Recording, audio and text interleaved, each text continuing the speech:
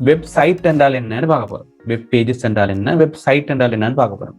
Web pages என்றால் எங்களுக்கு web pages எங்களுக்கு பார்க்கறதுக்கு ஏதும் உதாரணமாக நாங்க கணனியில ஒரு ஸ்கிரீன்ல பார்க்குற ஒவ்வொரு பேஜும் வெப் பேஜ்னு சொல்லுவோம். அதாவது இன்டர்நெட்டுக்கு போயிட்டு நாங்க NIE.lk என்று அடிக்கிறோம் அல்லது pub.gov.lk அடிக்கிறோம். அப்ப அந்த NIE.lk அடிச்சோடனே முதலாவது தோன்ற அந்த பேஜ் வெப் பேஜ்னு சொல்லுவோம். முதலாவது தோன்ற ஒரு பேஜ் வெப் பேஜ்னு சொல்லுவோம். அப்ப வெப் பேஜ்ன்றது ஒரு பக்கத்துக்கு குறிக்கிறது. ஒரு பக்கத்தை வெப்சைட்ல ஒரு பக்கத்தை குறிக்கிறதா நாங்கள் சொல்லுவோம் வெப் பேஜ். ஒரு வெப்சைட்ல ஒன்றுக்கு மேற்பட்ட வெப் பேஜஸ் வரதுக்கு ஒரு வெப்சைட்ல ஒன்றுக்கு மேற்பட்ட வெப் பேஜஸ் வரும். கட்டாயமாக பெரும்பாலும் ஒன்றுக்கு மேற்பட்ட வெப் பேஜஸ் வரும். அப்ப வெப்சைட்ன்றது பல்வேறுபட்ட வெப் பேஜஸ் உள்ளடக்கின ஒரு தொகுப்பு தான் நாங்கள் சொல்லுவோம் என்னண்டு வெப்சைட்னு சொல்லுவோம். இப்போ ஒரு வெப் பேஜ்ல அல்லது வெப்சைட்ல எங்களுக்கு டெக்ஸ்ட் போடலும், இமேஜஸை போடலும், வீடியோஸை போடலும், ஆடியோஸை போடலும் என்றதை எங்களுக்கு தெரிஞ்சுக்கொள்ளலாம். நாங்க ஒரு வெப்சைட் ஒன்று எடுக்கிறதாக இருந்தால் அந்த வெப்சைட்ல பல்வேறுபட்ட வெப் பேஜஸ் இருக்கும். வெப் பேஜ் என்றால் ஒரு பேஜை குறிக்கிறது. வெப்சைட் என்றால் பல்வேறுபட்ட வெப் பேஜஸ் உள்ளடங்கினதை நாங்கள் சொல்லுவோம் என்னண்டு வெப்சைட்னு சொல்லுவோம். அப்ப அந்த வெப்சைட்ல எங்களுக்கு டெக்ஸ்ட்டை போடுறதாக இருக்கலாம், வீடியோஸை போடுறதாக இருக்கலாம், அனிமேஷன்ஸை போடுறதாக இருக்கலாம், அல்லது ஆடியோஸை போடுறதாக இருக்கலாம். எதுவாக இருந்தாலும் எங்களுக்கு அந்த வெப்சைட்ல போட்டுக்கொள்றதுக்கு ஏறும். அடுத்தது நாங்க வேர்ல்டு வைட் வெப் சம்பந்தமா பார்க்க போறோம். www என்றால் பார்க்க போறோம். வேர்ல்டு வைட் வெப்ன்றது ஒரு சர்வீஸ். இப்போ நாங்கள் இன்டர்நெட்ல வழங்கப்படுகின்ற ஒரு சர்வீஸ் தான் என்ன வேர்ல்டு வைட் வெப். சரியா? வேர்ல்டு வைட் வெப்பின் மூலமாக என்ன செய்யலாம் என்றால் எங்களுக்கு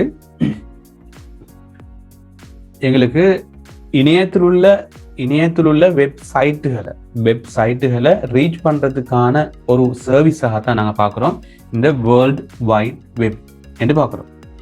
சரியா? அப்போ இதை உருவாக்கினவர் டிம் பெர்னர்ஸ்-லீ என்றவர், ஃபாதர் ஆஃப் www அல்லது வேர்ல்டு வைட் வெப்னு சொல்வோம்.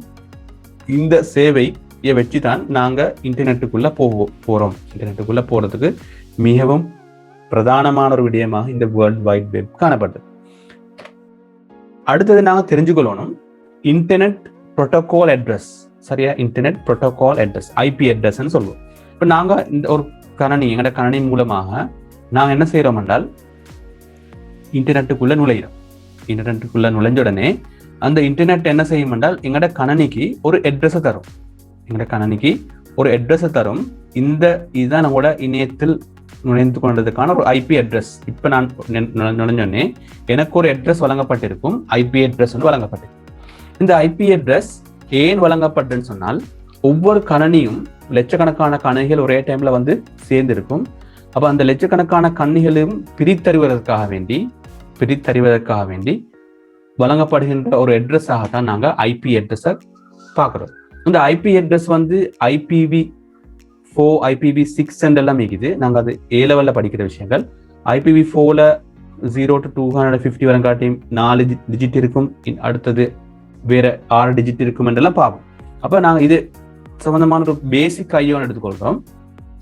IP அட்ரஸ்ன்றது எங்களோட கணனியை பிரித்தறிந்து கொள்வதற்காக வேண்டி, தனித்துவமாக காண்பதற்காக வேண்டி பயன்படுத்தப்பட்ட அட்ரஸ். எங்களோட கணனிக்குரிய அட்ரஸ் தான் நாங்கள் சொல்லுவோம் என்னண்டு IP அட்ரஸ் என்று சொல்லுவோம். ரைட்? இப்போ இந்த விடயங்களோட HTTP என்றால் என்னன்னு பார்ப்போம். HTTP என்றால் ஹைப்பர்டெக்ஸ்ட் டிரான்ஸ்ஃபர் புரோட்டோகால் என்று சொல்லுவோம். ஹைப்பர்டெக்ஸ்ட் டிரான்ஸ்ஃபர் புரோட்டோகால் எதுக்கு பயன்படுத்துகிறோம் என்றால் இணையத்தில் கணனிகள் இணைக்கப்பட்டிருக்கிறதானே, இந்த இணையத்தில் இருக்கிற கணனிகளுக்கு இடையில தொடர்பு ஏற்படுத்துவதற்காக வேண்டி தான் நாங்கள் HTTP-யை பயன்படுத்துகிறோம். கணனிகளுக்கு இடையில ஒரு தொடர்பை ஏற்படுத்துவதற்காக வேண்டி நாங்கள் என்ன செய்கிறோம் என்றால் இந்த HTTP-யை பயன்படுத்துகிறோம். சரியா? ரைட். இப்போ URL என்றது ஒரு விஷயம் நான் பார்க்கணும். URL என்றால் யூனிஃபார்ம் ரிசோர்ஸ் லொகேட்டர். URL என்றது யூனிஃபார்ம் ரிசோர்ஸ் லொகேட்டர். இப்போ நாங்கள் என்ன செய்ய போறோம் என்றால் ஒரு வெப்சைட்டை பேரை டைப் பண்றோம். உதாரணமாக https://www.edupub.gov.lk என்று டைப் பண்றோம். இதுக்கு நான் சொல்வோம் என்னண்டு இதுக்கு நாங்க சொல்லுவோம் யூஆர்எல்னு சொல்லுவோம். ஏன் யூஆர்எல் கொடுக்குறோம் என்றால் குறிப்பிட்ட ஒரு இணையதளத்திட வெப்சைட்டினுடைய பேரை நாங்க குறிக்கிறதுக்காக வேண்டி, அதாவது அந்த இணையதளத்தினுடைய பேர் வேற எங்கேயும் வராது, அந்த இணையதளத்துக்குரிய பேர் அதுக்கே உரியது. அந்த பேரை குறிக்கிறதுக்காக வேண்டி நாங்க என்ன செய்யறோம் என்றால் யூஆர்எல்னு கொடுப்போம். அந்த யூஆர்எல்ல இணையதளத்தினுடைய பேரும் வரும், இணையதளத்துல நாங்க குறிப்பிட்ட ஒரு டாக்குமெண்ட் போட்டிக்கிறண்டால் அந்த டாக்குமெண்ட் வரங்காட்டியும் அதனுடைய டீட்டெயில்ஸ் வரும். அந்த டீட்டெயில்ஸ் உள்ளடங்கினதை நாங்க சொல்லுவோம் யூஆர்எல்னு சொல்லுவோம். உதாரணமாக உங்களுக்கு இங்க தரப்பட்டிருக்கிறது ஒரு உதாரணம் உண்டு. http www.edupub.gov.lk ebooks English ICT PDF என்ற ஒரு URL தரப்பட்டிருக்குது. இந்த URL கொடுத்தால் இந்த URL எதை குறிக்கும் என்றால் குறிப்பிட்ட அந்த PDF ஃபைல் எங்க இருக்கின்றதோ அந்த இடம் வரங்காடி மூல இந்த URL கூட்டிட்டு போகும். இந்த URL கூட்டிட்டு போகும். அப்ப HTTP என்றது எங்களுக்கு தெரியும், கணனிகளுக்கு இடையில ஒரு தொடர்பை ஏற்படுத்துகின்ற ஒரு லிங்க் நான் HTTPன்னு சொல்லுவோம். www சொல்வோம், வேர்ல்ட் வைட் வெப். இது எங்களுக்கு பிரதான சேவையாக எங்களுக்கு வழங்குது, ஒரு பிரதான சேவை என்று வழங்குற ஒரு விஷயம் தான் www. edupub.gov.lk என்றது இந்த டொமைன் நேம், அதாவது டொமைன் நேம். இப்போ நாங்க ஒரு வெப்சைட்டுக்குரிய நேம்னு சொல்லுவோமே, வெப்சைட்டுக்குரிய நேமை தான் நாங்கள் சொல்லுவோம் டொமைன் நேம். அந்த டொமைன் நேம் தான் edupub.gov.lk என்றது டொமைன் நேம். அதுக்கு பிறகு வாரது குறிப்பிட்ட எங்களோட பிடிஎஃப் ஐசிடி என்ற பிடிஎஃப் எங்க எந்த பாத்துல நாங்க சர்வ் பண்ணி வச்சுக்கிறோம் என்றதை குறிக்கிறது தான் இபுக்ஸ் இங்கிலீஷ். அந்த பாத் என்ன செய்யும் என்றால் அது காட்டும், ஐசிடி என்றது அந்த குறிப்பிட்ட ஃபோல்டரை காட்டும். இது முழுமையாக சேர்ந்தது தான் நாங்க சொல்வோம் என்னண்டு யூஆர்எல்னு சொல்லுவோம். அப்ப ஒரு பேஜ் ஒன்று நாங்க உருவாக்கினோமா இருந்தால் அல்லது ஒரு வெப்சைட் ஒன்று உருவாக்கினோமாக இருந்தால் அந்த வெப்சைட்டுக்கு நிறைய யூஆர்எல்ஸ் வரும், நிறைய யூஆர்எல்ஸ் வரும். நீங்க ni.lk போய் பார்த்தால் அல்லது edupub.gov.lk போய் பார்த்தால் ஒவ்வொரு பக்கத்துக்கும் உதாரணமா ஐசிடி இங்கிலீஷ் மீடியம் 11ஆம் ஆண்டு என்றால் அதுக்கு ஒரு யூஆர்எல் இருக்கும், ICT English medium Tamil medium 11ஆம் ஆண்டு என்றால் அதுக்கு ஒரு யூஆர்எல் இருக்கும். இப்படி ஒவ்வொரு ஃபோல்டருக்கும் அல்லது ஒவ்வொரு டாக்குமெண்ட்டுக்கும் ஒவ்வொரு யூஆர்எல் பல்வேறுபட்ட யூஆர்எல் இருக்கு. அப்ப யூஆர்எல் என்றது குறிப்பிட்ட ஸ்பெசிபிக்கான ஒரு விஷயத்தை குறிக்கிறதுக்காக வேண்டி நாங்க பயன்படுத்துறது தான் யூஆர்எல்.